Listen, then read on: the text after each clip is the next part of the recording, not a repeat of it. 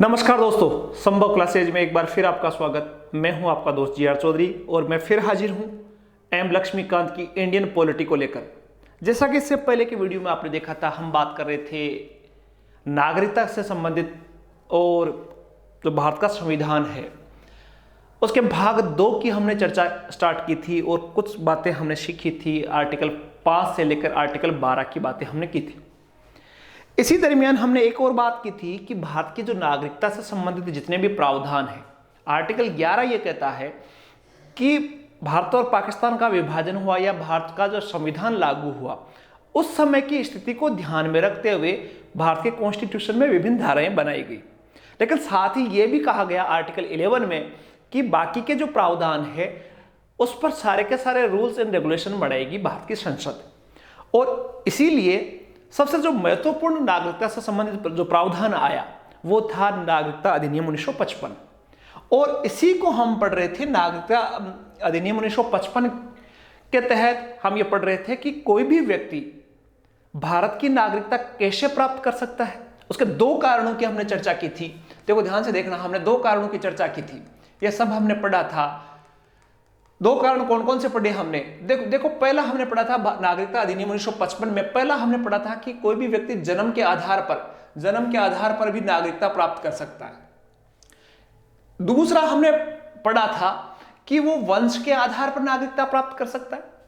तो इन दोनों को हमने डिटेल से समझा कि वंश के आधार पर नागरिकता किस प्रकार मिल सकती है किसी व्यक्ति को और जन्म के आधार पर किस प्रकार नागरिकता मिल सकती है। लेकिन क्या ये 2 ही रिश्ते? इसके अलावा भी मैं 3 और रस्तों की बात करूंगा जिसके आधार पर कोई व्यक्ति भारत की नागरिकता प्राप्त कर सकता है। तो अगला जो आधार होगा भारत की नागरिकता यदि किसी को प्राप्त करनी है तो अगला जो आधार होगा वो है प्राकृतिक रूप से, नेचुरल रूप से कोई भी व्यक्ति भारत की नागरिकता प्राप्त कर सकता है। अब नेचुरल रूप से व्यक्ति कैसे प्राप्त करता है तो उसकी कुछ शर्तों का उल्लेख भारतीय नागरिकता अधिनियम में है। देखो, प्राकृतिक रूप से नागरिकता प्राप्त करने के लिए सबसे पहले तो वो होना चाहिए कोई अवैध घुसपैठिया नहीं होना चाहिए। ये बात ध्यान में रखनी है, अवैध घुसपैठिया नहीं होना चाहिए। अब ये किसको मिलेगी? अवैध घुसपैठिया तो नहीं हो, लेकिन ये किसको मिलेगी तो ध्यान से रखना। पहली बात ये कह रहा है कि ऐसे देश से संबंधित नहीं हो वो व्यक्ति जहां भारत के नागरिक को प्राकृतिक रूप से नागरिकता, कहने का मतलब है जहां भारत के लोगों को नागरिकता नहीं दी जाती हो उस देश के लोगों को नागरिकता भारत में भी नहीं मिलने वाली, पहली शर्त है।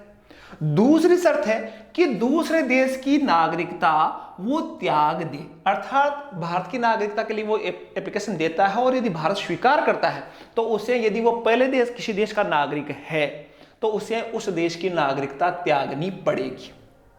कहने का मतलब भारत की नागरिकता मिलते ही उसको ये अनुबंध होता है, इस शर्त को स्वीकार करना पड़ता है कि भारत की नागरिकता मिलते ही वो जिस देश का नागरिक है उसकी नागरिकता छोड़ देगा, उसको छोड़नी पड़ती है। यदि नहीं छोड़ेगा तो फिर मैं आगे बताऊंगा कि उसकी नागरिकता समाप्ति भी हो सकती है।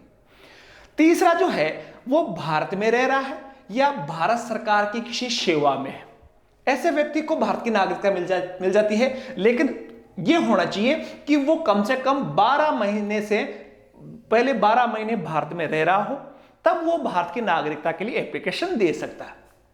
इसके अलावा ऐसा व्यक्ति का चरित्र बहुत अच्छा होना चाहिए। चरित्रवान व्यक्तियों को ही भारत की नागरिकता के लिए एप्लीकेशन, तो भारत की नागरिकता के लिए जब भी कोई व्यक्ति एप्लीकेशन देता है तो उसका चरित्र आंका जाता है, कहीं कोई अपराधी तो नहीं है, कहीं कोई सजायाफ्ता तो नहीं है, कहीं कोई तस्कर तो नहीं है। तो ये चीज देखी जाती है कि उसका चरित्र अच्छा हो।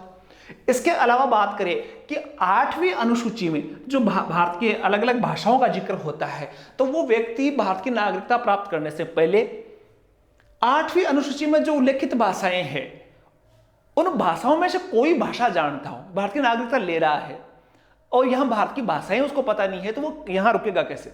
तो इसलिए 8वीं अनुसूची में भाषाओं का, इस 8वीं अनुसूची की बहुत महत्वपूर्ण है, इसमें विभिन्न भाषाओं का उल्लेख किया गया। तो इस 8वीं अनुसूची में जो भाषाएं हैं उनका जानकार हो, सारी भाषाओं का नहीं लेकिन एक दो भाषा उसको आनी चाहिए। इसके अलावा वो संविधान का सम्मान करता हो। जो भारत का नागरिक बनने के लिए एप्लीकेशन देगा उसको ये कहना पड़ेगा कि मैं भारत के संविधान का सम्मान करूंगा और वास्तव में उसको संविधान का सम्मान करना भी पड़ेगा। देखो, एक हम पढ़ेंगे कि भारत के जो नागरिकता किसी ने प्राप्त कर ली है तो कई ऐसे बिंदु होते हैं जिसके आधार पर उसकी नागरिकता से उसको वंचित किया जा सकता है, नागरिकता छीनी जा सकती है। तो उसमें दो चीजें हैं। देखो, संविधान का यदि कोई सम्मान नहीं कर रहा है तो नागरिकता उससे वंचित किया जा सकता है उसको।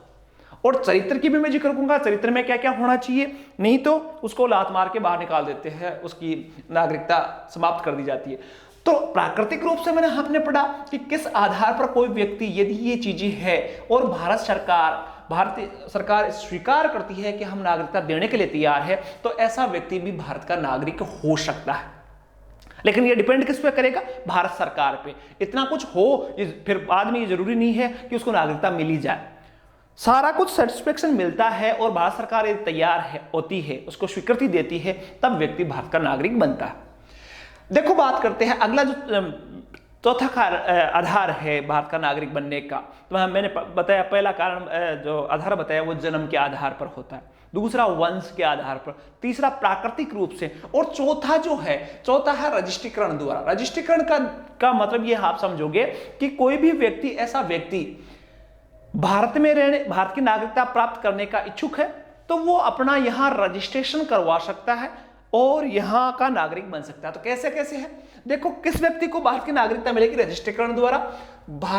भारतीय मूल का वह व्यक्ति जो रजिस्ट्रीकरण के लिए आवेदन करने से पूर्व 7 वर्ष पूर्व भारत में निवास कर रहा है, कि अवैध रूप से नहीं आया हो लेकिन फिर भी 7 वर्ष से भारत में वो रह रहा है। जैसे एक पाकिस्तान के कलाकार थे अदनान सामी, तो वो पाकिस्तान से भारत में रह रहे थे, परमिशन ले रखी थी भारत में रहने की, यहां गीत गाते थे, फिल्मों में काम करते थे। तो 7 साल वो रह गए, तो उन्होंने भारत की जो नागरिकता है उसके लिए उन्होंने आवेदन किया, रजिस्ट्रीकरण द्वारा भारत की नागरिकता उनको मिली।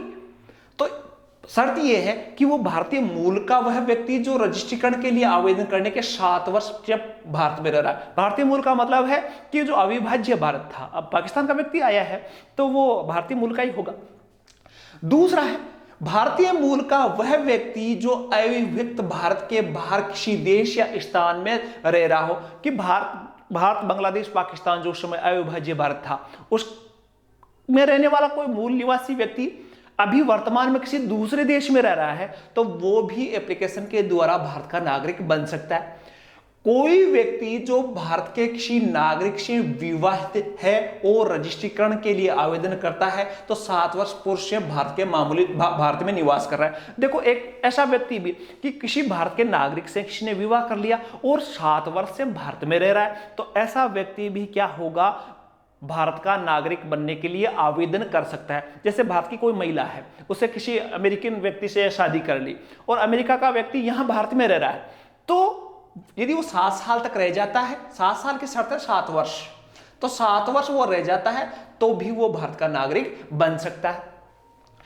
अगली जो शर्त है, ऐसे व्यक्ति के जो भारत के नागरिक हैं अप्राप्त वह बालक। इसका मतलब ये हुआ कि जो भारत के नागरिक हैं उनके जो बच्चे हैं, जो छोटे बच्चे हैं, जो वयस्क नहीं हुए, तो वो बच्चे भी रजिस्ट्रीकरण द्वारा भारत के नागरिक बन सकते हैं। इसके अलावा वय प्राप्त और पूर्ण सामर्थ्य का ऐसा व्यक्ति जिसके माता पिता भारत के नागरिक के रूप में रजिस्ट्रीकृत है, और यदि कोई जवान बेटा है जिसको नागरिकता नहीं मिली हुई लेकिन उसके माँ बाप को यदि नागरिकता भारत की मिली हुई है, तो वो भी क्या है? रजिस्ट्रीकरण द्वारा भारत का नागरिक बन सकता है। ये एक सारा का सारा प्रावधान है जो 1955 का भारत नागरिक अधिनियम जो है उसके तहत इसमें यह प्रावधान किया गया। तो कहने का मतलब है कि जो आर्टिकल 5, 6, 7 और 8 में हमने पढ़ा था कि भारत के विभाजन की समय की बात थी, लेकिन इसके अलावा के जो लोगों का प्रावधान था वो किस किस प्रकार 4 मैंने आधार बताए। 5वां जो कारण है, 5वां किस आधार पर व्यक्ति को भारत की नागरिकता मिलती है, वो है किसी राज्य क्षेत्र का भारत में मिल जाए। जैसे आपने पढ़ा होगा कि गोवा का भारत में विलय हुआ था, तो गोवा का जब भारत में विलय हो गया तो गोवा में रहने वाले लोग जो है उनको भी अपने आप भारत की नागरिकता मिल जाती है, और उसके लिए संशोधन अधिनियम पारित करना पड़ता है। जैसे गोवा के लिए संशोधन अधिनियम पारित करना पड़ा था उन लोगों को भारत की नागरिकता दिलवाने। तो यहां राज्य क्षेत्र यदि कोई मिल जाए, मान लो कल को तिब्बत भारत में मिल जाए, तो तिब्बत के लोग सारे के सारे किसके नागरिक हो जाएंगे? भारत के नागरिक हो जाएंगे। तो ये है राज्य क्षेत्र के मिलने का। तो 5 कारण मैंने 5 आधार मैंने बताए। जन्म के आधार पर, वंश के आधार पर, रजिस्ट्रीकरण के आधार पर, प्राकृतिक रूप से और कोई क्षेत्र मिल जाए तो इस आधार पर भारत का नागरिक बन सकता है। अब ये तो हमने बात की कि भारत का नागरिक बन कैसे सकता है। अब 1955 के इसी अधिनियम में ऐसे भी प्रावधान किया गया कि भारत की नागरिकता छीनी कब जा सकती है।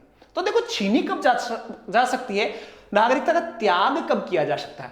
पहली चीज है स्वैच्छिक त्याग। स्वैच्छिक त्याग का मतलब है कोई व्यक्ति चाहे कि मैं तो भारत का नागरिक नहीं रहना चाहता, दूसरे देश की नागरिकता प्राप्त कर ले।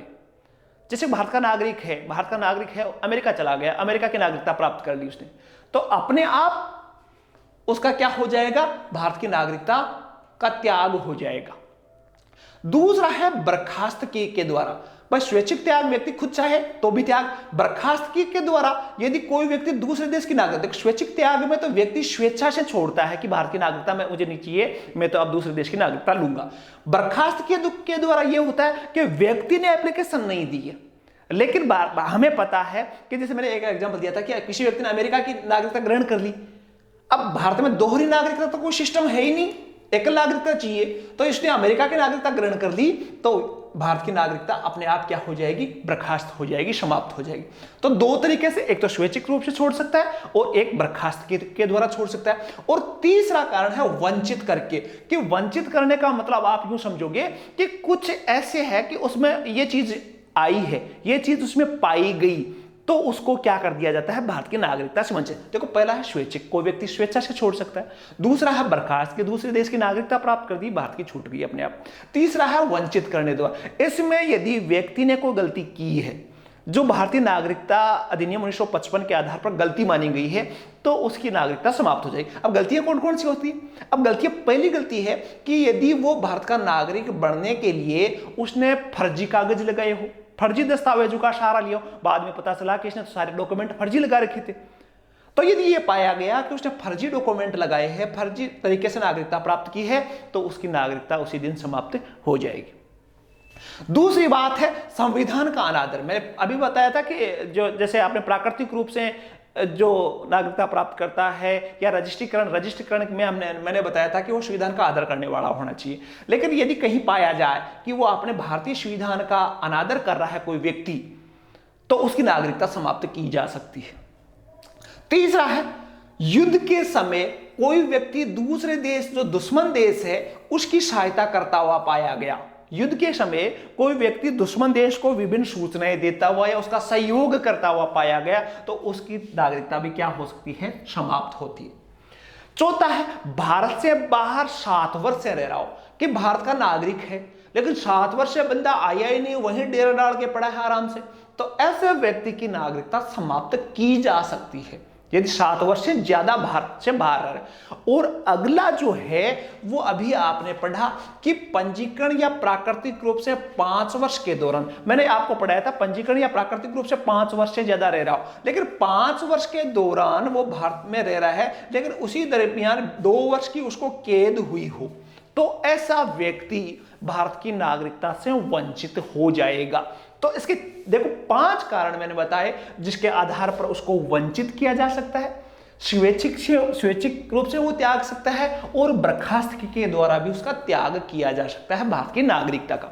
तो नागरिकता प्राप्त करने के प्रावधान बताए और नागरिकता छीनने के प्रावधान भी इसमें मैंने बताए।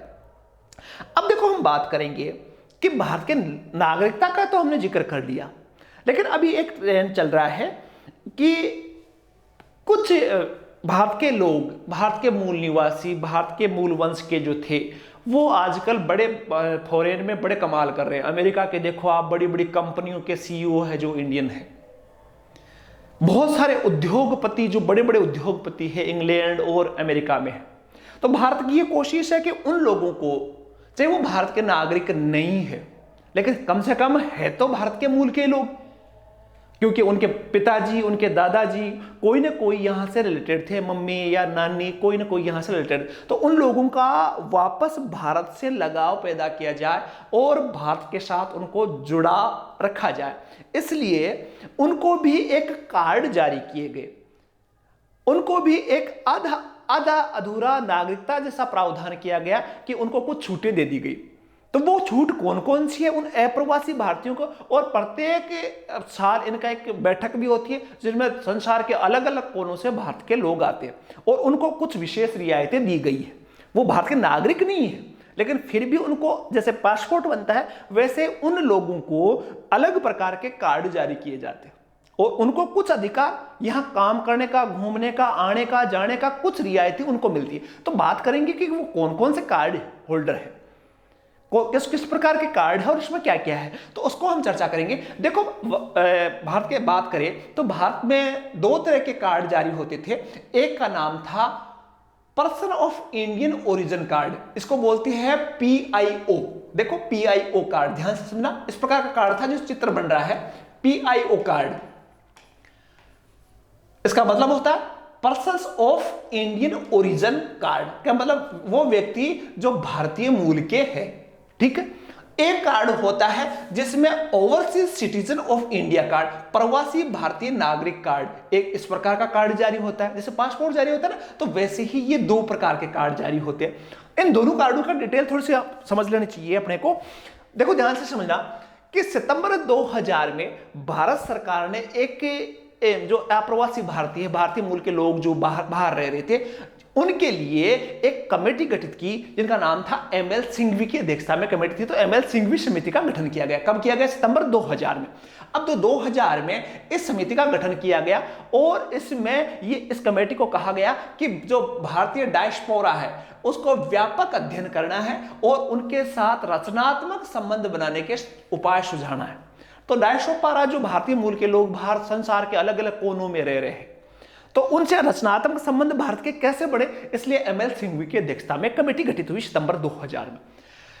अगस्त 2002 में इस समिति ने बहुत सारी सिफारिशें दी।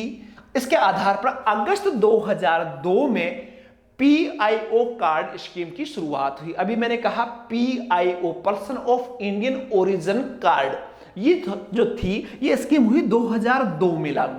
अब 2002 में शुरू हुआ और क्या हुआ, इसके तहत कोई विशेष लाभ नहीं दिया गया, बस ये एक ऐसे व्यक्ति को जारी की गई पहचान थी जो अफगानिस्तान, बांग्लादेश, भूटान, चीन, ईरान, नेपाल, पाकिस्तान और श्रीलंका के अलावा किसी अन्य देश का पासपोर्ट रखता हो। कि ये जो देश है अफगानिस्तान का नहीं होना चाहिए, उन देशों को PIO की स्कीम का फायदा दिया गया। ज्यादा फायदा नहीं था, बस कार्ड जारी किया गया था। तो अफगानिस्तान का व्यक्ति नहीं होना चाहिए, बांग्लादेश का नहीं होना चाहिए, भूटान का नहीं होना चाहिए, चीन का नहीं होना चाहिए, ईरान का नहीं होना चाहिए, नेपाल का नहीं होना चाहिए, पाकिस्तान और श्रीलंका सारे के सारे पड़ोसी देश है। ईरान और अफगानिस्तान थोड़ा सा मान सकते हो दूर, तो इनको छोड़कर PIO कार्ड उनको दिया गया। और इसमें कहा गया इससे पहले 3 पीढ़ियों तक अपनी भारतीय उत्पत्ति को साबित कर सकता था कि 3 पीढ़ी पहले को भी कोई भारत का रहा हो तो उनको यह कार्ड जारी हुआ। कौन सा कार्ड जारी हुआ? PIO। इसके तहत 16 देशों के भारतीय मूल के व्यक्तियों को, जो अब मैं बात कर रहा हूं OCI कार्ड जो था, वो 16 जो देश थे लैटिन अमेरिका के, अमेरिका यूरोप के देश, उन व्यक्तियों को पाकिस्तान और बांग्लादेश का नहीं होना चाहिए। इसमें ईरान और चीन को हटा दिया गया। उन भारतीयों के लिए विदेशी भारतीय नागरिकता ओवरसीज सिटीजन ऑफ इंडिया मतलब OCI कार्ड जारी किया गया। तो 2 प्रकार के लोग इन 16 देशों के लोगों को जारी किया गया और दोनों में कोई विशेष छूट नहीं थी, केवल उनको कार्ड जारी किया गया। भारत में आ सकते हैं बिजनेस के सिलसिले में, भारत में कुछ काम करने के लिए। दोहरी नागरिकता के लिए लगातार मांगों के जवाब में विशेष रूप से उत्तरी अमेरिका और अन्य विकसित देशों के प्रवासी भारतीयों की आकांक्षाओं और उम्मीदों को पूरा करने के लिए अगस्त 2005 में नागरिकता अधिनियम 1955 में संशोधन किया गया और भारतीय मूल के व्यक्तियों के लिए, लेकिन पाकिस्तान और बांग्लादेश इन दोनों देशों के लोगों को छोड़कर विदेशी भारतीय नागरिकता योजना शुरू की गई। जो भारत के मूल के लोग थे जो अमेरिका में बसे हुए थे या अमेरिका के आसपास यूरोप में या लैटिन अमेरिका की बात करें, तो उन देशों में बसे हुए लोगों की मांग थी कि भारत में उनको दोहरी नागरिकता मिले, लेकिन भारतीय कॉन्स्टिट्यूशन में दोहरी नागरिकता थी नहीं। तो इसलिए एक योजना और चालू की गई 2005 में। PIO और OIC के बाद में एक और योजना चालू की गई जिसमें कहा गया विदेशी भारतीय नागरिकता दी गई कि ये विदेशी है लेकिन भारत के नागरिकों के समान है, और इसी को कहा गया OCI योजना। ये कब चालू की गई? 2005 में। अब देखो कुल मिलाकर अब स्थिति की बात करें तो दो योजनाएं थी, 2002 में चली एक पीआईओ, एक ओसीआई 2005 में चली। अब कुल मिलाकर अब स्थिति ये बनी कि पीआईओ कार्ड धारक स्कीम 2002 से चल रही थी और ओसीआई स्कीम 2005 से चलने लगी, यानी कि दोनों स्कीमें साथ साथ चलने लगी। वैसे ओसीआई स्कीम अधिक लोकप्रिय, ओसीआई स्कीम ज्यादा लोकप्रिय हुई क्योंकि ये अमेरिका के आसपास के देशों के लिए थी, तो इनका बेनिफिट भी भारत को मिला। भारत सरकार ने पीआईओ कार्ड स्कीम और ओसीआई कार्ड जो स्कीम थी, उन दोनों स्कीमों को मिला दिया गया और इस प्रकार उद्देश्य की पूर्ति के लिए नागरिकता संशोधन अधिनियम 2015 पारित किया गया। इन दोनों स्कीमों को मिलाकर 2015 अधिनियम पारित किया गया और पीआईओ कार्ड स्कीम को 2015 के प्रभाव से रद्द कर दिया गया और यह अधिसूचित किया गया कि सभी चालू पीआईओ जिनके पास पीआईओ कार्ड था, उन सबको क्या किया गया, भारतीय नागरिकता कार्ड अर्थात ओसीआई कार्ड दे दिया गया। पीआईओ अब खत्म हो गई, उसकी जगह कौन सा कार्ड आ गया, ओसीआई कार्ड आ गया। तो नागरिकता संशोधन अधिनियम 2015 ने विदेशी भारतीय नागरिक जो ओसीआई को बदलकर अब नाम चेंज कर दिया गया, विदेशी भारतीय नागरिक कार्ड धारक, इसको बोलते हैं ओसीसी। तो अब वर्तमान में चल रही है ओसीसी, इसका है overseas citizen of Indian card holder. OCI कह दो, ओसीसी कह दो। तो इन दोनों स्कीमों को मिला दिया गया 2015 में और एक तीसरी स्कीम आई जिसका नाम है विदेशी भारतीय नागरिक कार्ड धारक। तो इस प्रकार ये योजना अलग अलग देशों के लिए थी। अब जो भारतीय मूल के 3 पीढ़ियों से कहीं बाहर रह रहे हो, भारत के नागरिक नहीं हो, उनको ये कार्ड दिया जाता है जिसके आधार पर वो भारत में छोटी सी सुविधाएं मिलती है उनको और एक ये समझा जाता है कि वो अपने बिजनेस के सिलसिले में भारत में आ सकते हैं और भारत के विकास में भी अपना योगदान दे सकते हैं। तो इस प्रकार ये 2 स्कीमों की हमने थोड़ी चर्चा की, लेकिन सबसे मोस्ट जो बात थी वो 1955 का भारत शासन अधिनियम का जो भारत नागरिकता अधिनियम था वो इंपॉर्टेंट था और साथ ही आर्टिकल 5 से लेकर 11 का जो अनुच्छेद है वो भी काफी इंपॉर्टेंट है। अगला जो चैप्टर आएगा आपका वो है मूल अधिकारों से संबंधित जो भाग है, फंडामेंटल राइट्स का जो भाग है 3, उसमें 3 में हम पढ़ेंगे आर्टिकल 32 तक, जो 14 से 32 तक के मूल अधिकारों का जिक्र है वो उसमें पढ़ेंगे। सबसे मोस्ट वीडियो रहने वाला है, तो उस वीडियो को लेकर हम जल्द आएंगे। आशा है आपको ये वीडियो शानदार लगा होगा, उपयोगी रहेगा और जो नए हैं चैनल पे वो चैनल को सब्सक्राइब कर ले और साथ में कमेंट करके बताना कि आपको वीडियो कैसा लगा। एक नई वीडियो के साथ जल्द मिलेंगे, तब तक के लिए शुभ रात्रि, जय हिंद, जय भारत।